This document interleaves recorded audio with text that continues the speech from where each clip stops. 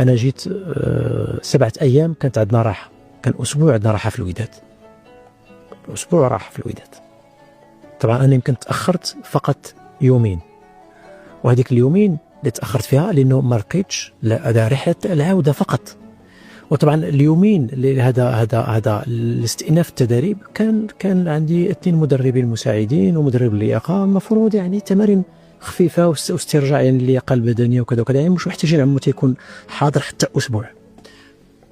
هما رئيس يعني الوداد اصر انك ترجع. الله يسامحه الله يسامحه، اصر. قلت له انا لقى لي الرحله، لانه ذاك الوقت الرحلات كانت صعبه شويه، الرحلات صعبه.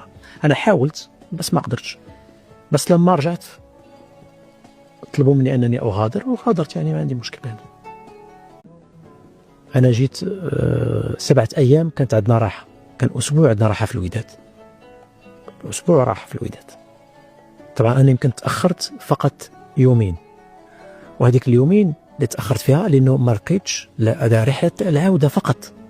وطبعا اليومين اللي هذا الاستئناف التدريب كان عندي 2 مدربين مساعدين ومدرب اللياقه، المفروض يعني تمارين خفيفه واسترجاع يعني اللياقه البدنيه وكذا وكذا، يعني مش محتاجين عمو تيكون حاضر حتى اسبوع. هما رئيس يعني الوداد اصر انك ترجع. الله يسامحه الله يسامحه، اصر. قلت له انا لقى لي الرحله، لانه ذاك الوقت الرحلات كانت صعبه شويه، الرحلات صعبه. انا حاولت بس ما قدرتش، بس لما رجعت طلبوا مني انني اغادر وغادرت، يعني ما عندي مشكله.